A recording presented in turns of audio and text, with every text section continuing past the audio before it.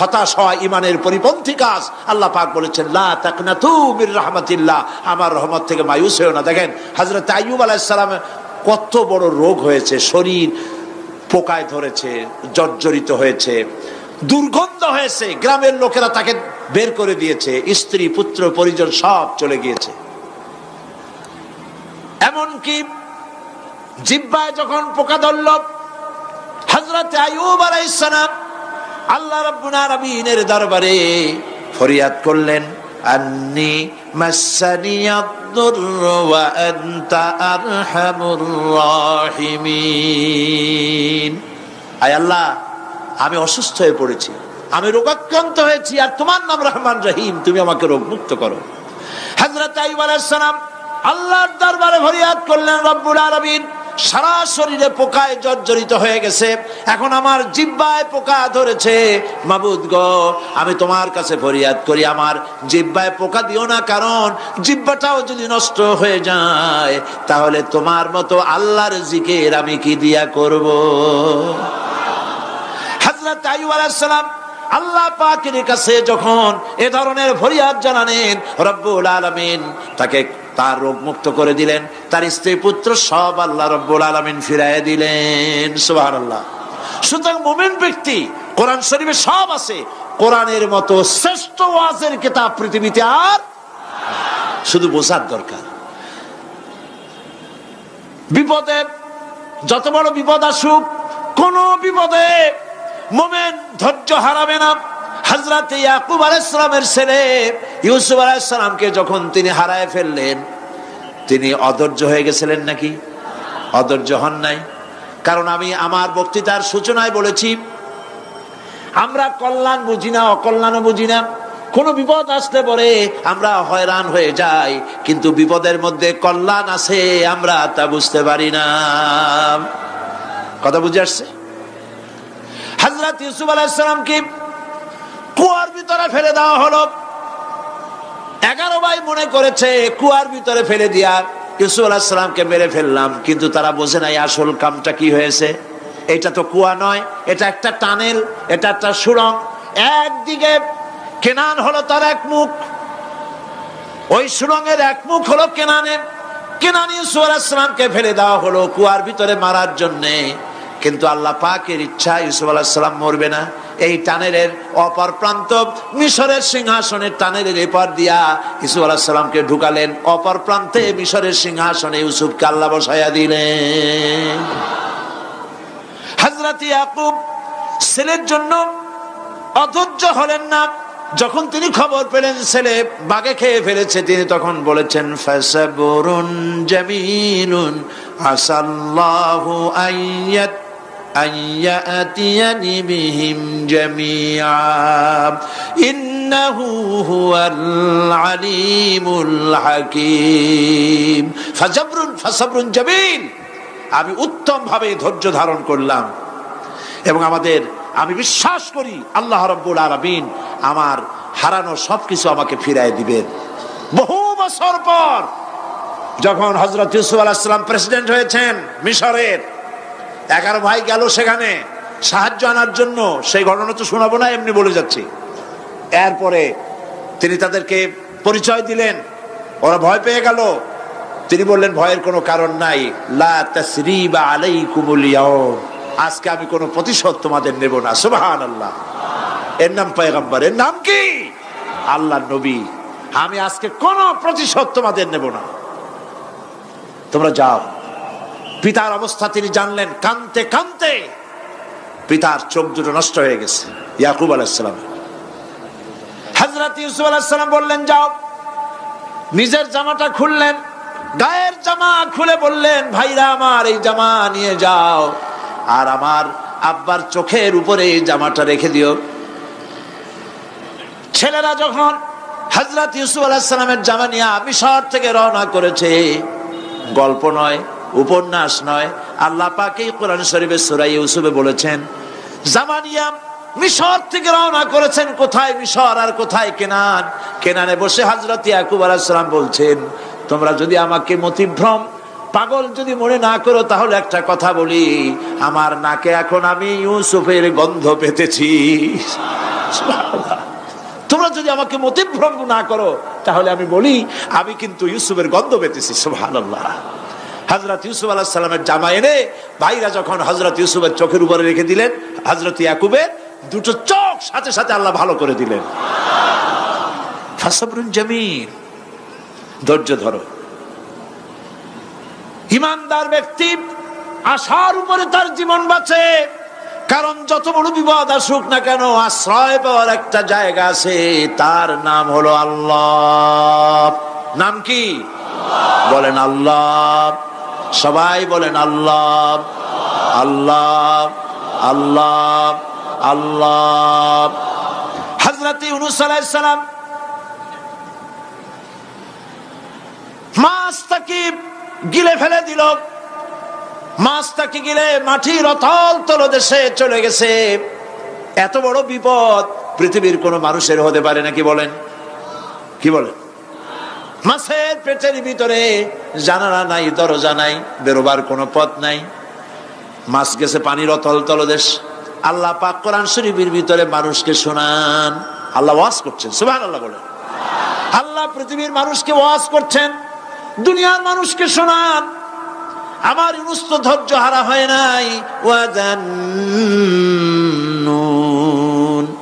ইয যাহাবা মুগাদিবান ফাযান্না আন লান নাকদিরা আলাইহি ফানাদা ফিয-যুলুমাতি আন লা ইলাহা ইল্লা আনতা সুবহানাকা ইন্নী কুনতু মিনাজ জালিমিন।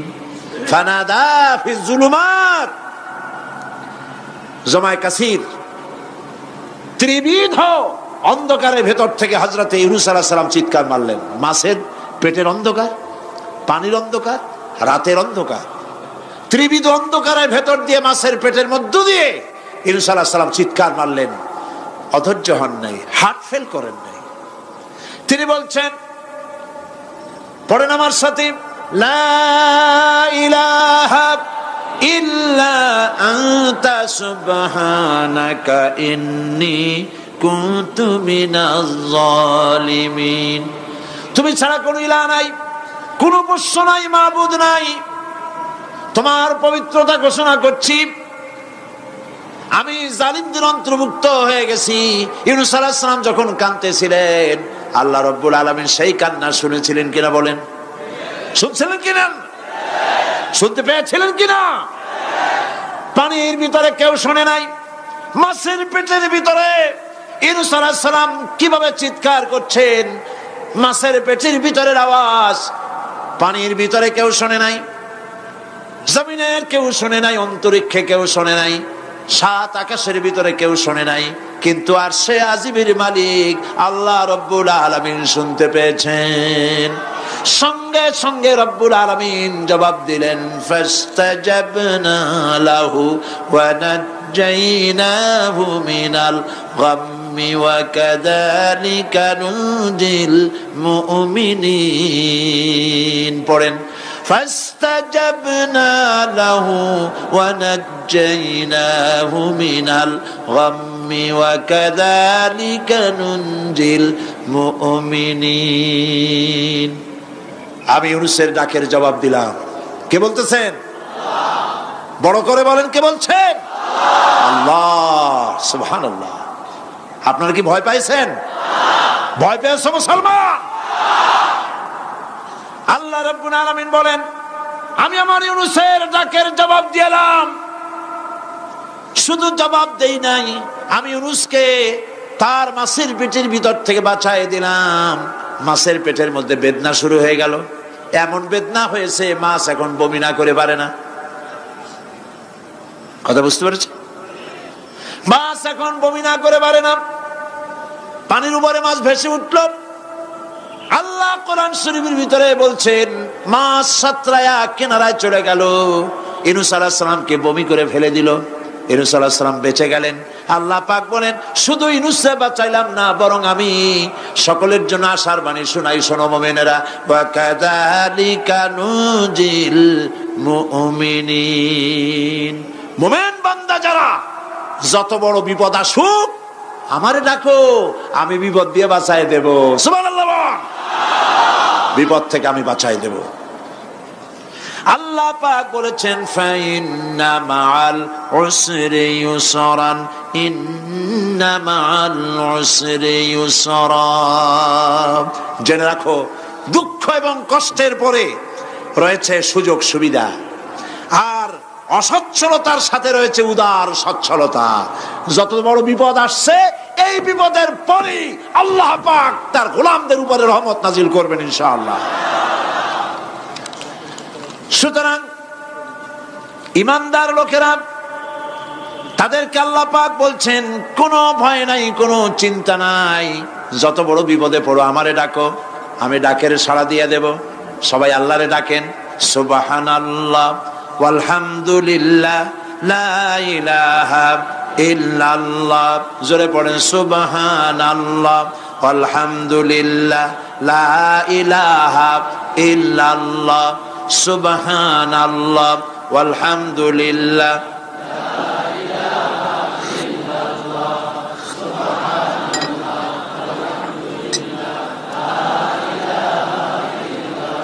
লা ইলাহা ইল্লাল্লাহু মুহাম্মাদুর রাসূলুল্লাহ।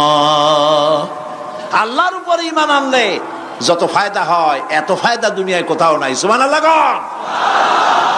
আল্লাহর উপর ঈমান আনার ৫ম নম্বরের ফায়দা কয়টা বলছি? 5টা বলছি। আপনাদের অসুবিধা হচ্ছে নাকি? তাড়াতাড়ি শেষ করতেছে।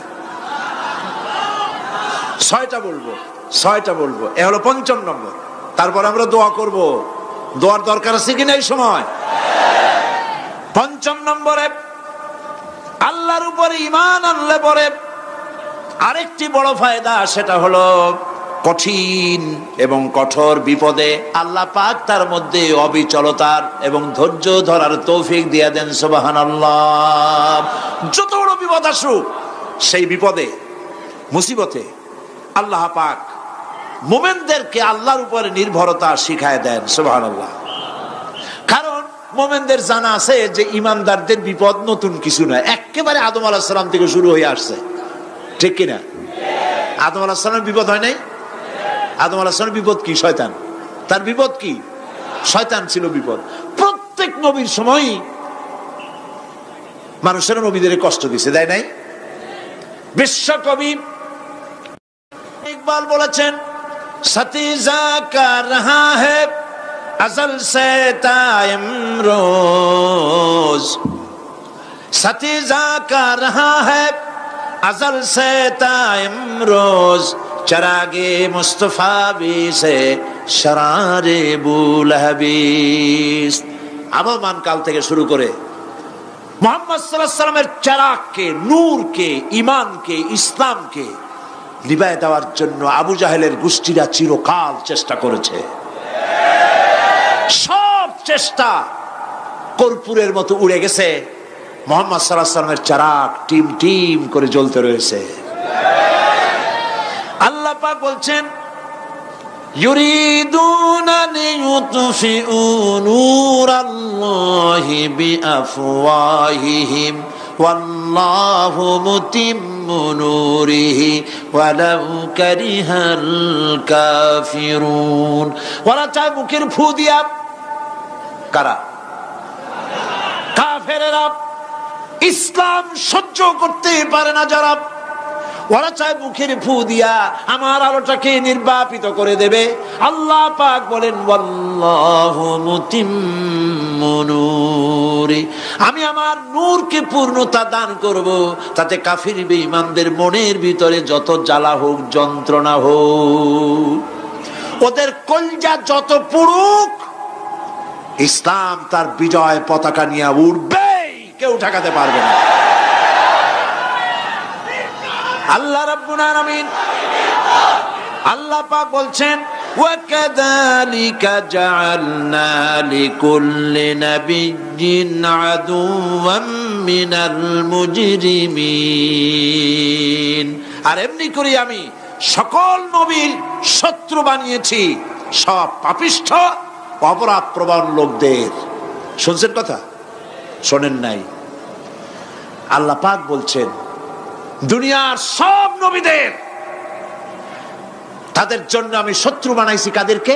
যারা সব থেকে বেশি পাপিষ্ঠ, অপরাধ প্রবণ, এরা হচ্ছে নবীর দুশমন। এরা সব নবীদের সাথে দুশমনি করেছে। আজও দেশের আলেমদের সাথে দুশমনি করে সবচাইতে বড় পাপিষ্ঠরা।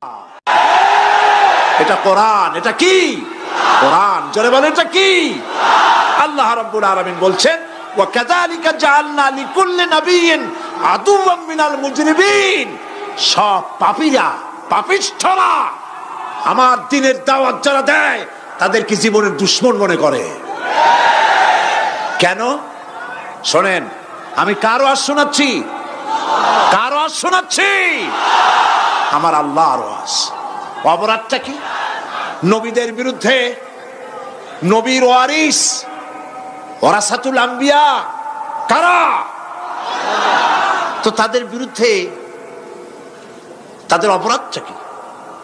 তাদের অপরাধ সম্পর্কে আল্লাহ নিজে বলেন ওয়ামা নাকামু মিনহুম ইল্লা আন ইউমিনু বিল্লাহিল আজিজিল হামিদ। এদের বিরুদ্ধে অ্যাকশন নেওয়ার আর কোনো অপরাধ ওদের নাই। ওদের একমাত্র অপরাধ ওরা আল্লাহর জমিনে আল্লাহর আইন প্রতিষ্ঠা করতে চায়। এটাই হচ্ছে একমাত্র। এই অপরাধে নবীদের শাস্তি হয়েছে। নবীরা মার খেয়েছেন, সাহাবায়ে কেরাম মার খেয়েছেন। আমরা তো সাহাবায়ে কেরামের জুতার ধুলার সমানও নই। সুতরাং এগুলি আমাদের পাওনা। এই রক্তের বিনিময়, জীবনের বিনিময় আল্লাহ পাক তার দ্বীনকে প্রতিষ্ঠা করবেন ইনশাআল্লাহ। হযরতে খাব্বাব, বুখারী শুনুন, বুখারীর হাদিস। আমি কোনো কথা বানিয়ে বলি না। আমি লেখাপড়া করি, পড়াশোনা করি, চোখে দেখি, তারপরে কথা বলার চেষ্টা করি। বাজে গপ্প কিস্সা কাহিনী বলার অভ্যাস আমার কোনো কালে ছিল না, নাই। রাসূল করিম সাল্লাল্লাহু আলাইহি ওয়াসাল্লামের মতো মানুষ, ওনার মতো মানুষ, আহারে, তার চাইতে শ্রেষ্ঠ মানুষ কি পৃথিবীতে আছে? তিনি মার খাইছেন না খান নাই? আহা, কিভাবে তাকে মারলো! গলায় চাদর দিয়ে পেঁচাইয়া আছাড় মেরে ফেলে দিয়ে তারপরে তাকে প্রহার করা হয়েছে। আবু জাহেল মেরেছে, বেহুশ হয়ে গেছেন হুজুর। হযরত হামজা তখনও কাফের ছিলেন। শিকার থেকে ফিরে এসে মুহাম্মদ সাল্লাল্লাহু আলাইহি ওয়াসাল্লামের অবস্থা দেখে পায়ের রক্ত মাথায় উঠে গেছে। আপন ভাইয়ের ছেলে, আর এমন ছেলে। চলে গেলেন আবু জাহেলের বাড়ি, বললেন আবু জাহেল, তুই নাকি মুহাম্মদ সাল্লাল্লাহু আলাইহি ওয়াসাল্লাম মারছিস, কেন মারলি? তিনি তো ভালো কথাই বলেন, সব সময় বলেন সত্য কথা বলো, মানুষের উপকার করো, এতিমকে আশ্রয় দাও। এত সুন্দর সুন্দর ভালো ভালো কথা বলেন, তার মতো ভালো মানুষ তো দুনিয়ায় দেখি নেই। মারলি কেন? তুই কি মনে করছিস যে আব্দুল্লাহ মারা গেছে বলে এতিম হয়ে গেছে মুহাম্মদ সাল্লাল্লাহু আলাইহি ওয়াসাল্লাম? তোর মনে রাখা উচিত আব্দুল্লাহ মারা গেছে, হামজা মরে নাই। হযরত হামজা ধনুক বাইর করলেন, এক বাড়ি মারলেন মাথার উপরে, মাথা ফাটা রক্ত বেরিয়ে গেল। হামজা হন হন করে হেঁটে এলেন রাসূলের কাছে। হুজুরের অসুস্থ দেহ মোবারক কোলে উঠায় নিয়ে বললেন বাবা, তার মস্তক মোবারক কোলে উঠায় নিয়ে বললেন আমি আবু জাহেলের মাথা ফাটিয়ে রক্ত বের করে দিয়ে এসেছি, তুমি একটু খুশি হও। হুজুর বললেন চাচা, কার মাথা ফাটাইছেন, কার রক্ত বের করেছেন, এই কথা বলে তো আমাকে আপনি খুশি করতে পারবেন না। তিনি বললেন বাবা তুমি কি হলে খুশি হও? তিনি বললেন আমি খুশি হই চাচা, তোমার মুখে যদি একটা বার আমি ঈমানের কলেমা শুনতে পাই। হযরতে হামজা বললেন মুহাম্মদ সাল্লাল্লাহু আলাইহি ওয়াসাল্লাম, আমার বুঝতে মোটেও কষ্ট হয়নি, তুমি কোনো সাধারণ মানুষ নও। সাধারণ মানুষের প্রতিশোধে তুমি বিশ্বাসী হতে, খুশি হতে, প্রতিশোধে বিশ্বাসী হওনি। তুমি অবশ্যই আল্লাহর নবী। আমি আল্লাহকে সাক্ষী রেখে, আমি তোমাকে সাক্ষী রেখে ঈমানের কালেমা ঘোষণা করছি, লা ইলাহা ইল্লাল্লাহু মুহাম্মাদুর রাসূলুল্লাহ। ভাইরা আমার, আল্লাহর দ্বীন প্রতিষ্ঠার জন্য আমার নবীদেরকে কষ্ট করতে হয়েছে, সাহাবায়ে কেরামদেরকে কষ্ট করতে হয়েছে, আল্লাহর ওলিদেরকে, ইমাম আবু হানিফা রাহমাতুল্লাহ আলাইহিকে 8 বছর জেলের মধ্যে রাখা হয়েছিল। ইমাম আহমদ বিন হাম্বলকে চাবুক মেরে মেরে গায়ের গোশত আর চামড়া তুলে ফেলে দেওয়া হয়েছিল। তারপরেও তারা বাতিলের সামনে মাথা নত করে নাই। এর নাম হচ্ছে ইসলাম। এর নাম কি?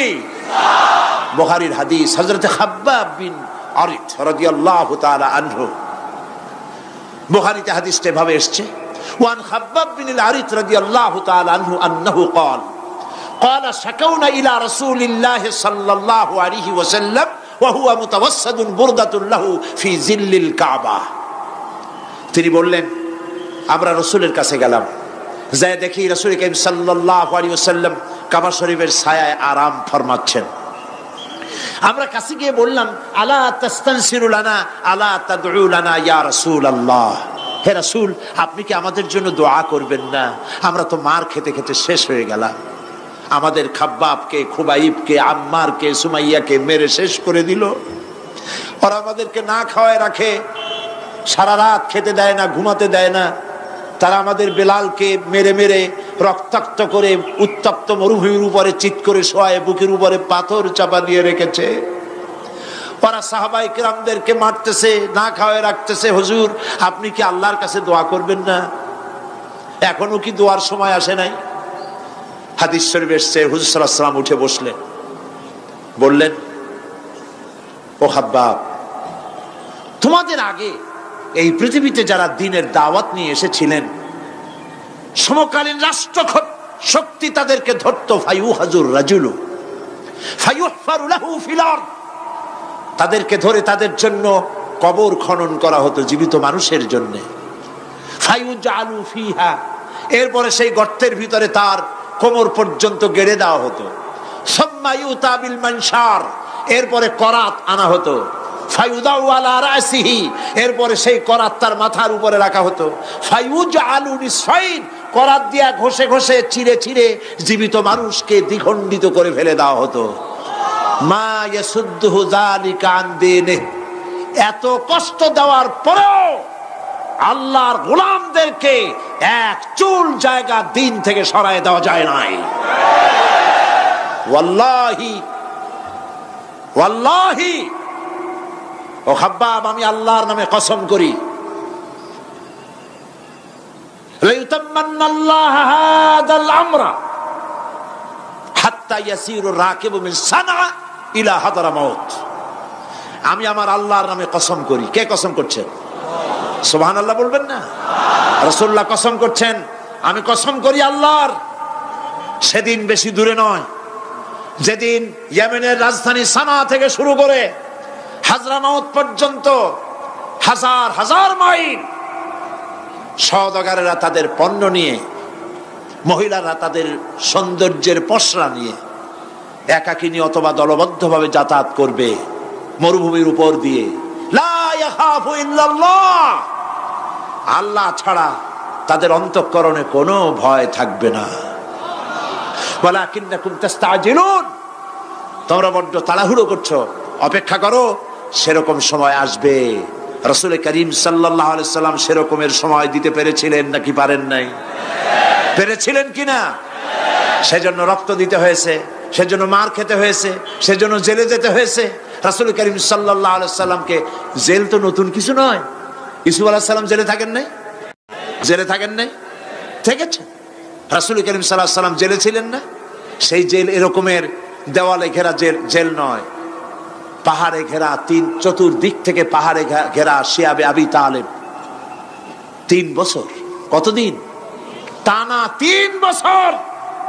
রাসূল, তার সাহাবী, তাদের স্ত্রীরা, বাচ্চা বাচ্চা ছেলেপেলেরা 3 বছরের মধ্যে সরকার ঘোষণা করেছে এদের সঙ্গে কথা বলবে না, বাজার ঘাটে যেতে পারবে না, কেনা বেচা করতে পারবে না, সামাজিক বয়কট।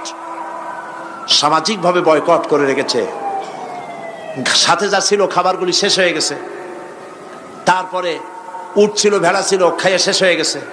এরপরে যখন কিছু নাই, উটের চামড়া ভিজায়া ভিজাইয়া, শুকনা চামড়া ভিজায় খেয়েছে। যুবকেরা ক্ষুধার যন্ত্রণায় বাবলা গাছের পাতাগুলি চাবায়ে খাইতে গিয়া কাটা ফুটে জিহ্বা থেকে রক্ত পড়েছে। বাচ্চা ছেলেপেলেগুলি মায়ের বুকে দুধ পায় নাই, না পায়া বাচ্চারা চিৎকার করে উঠেছে।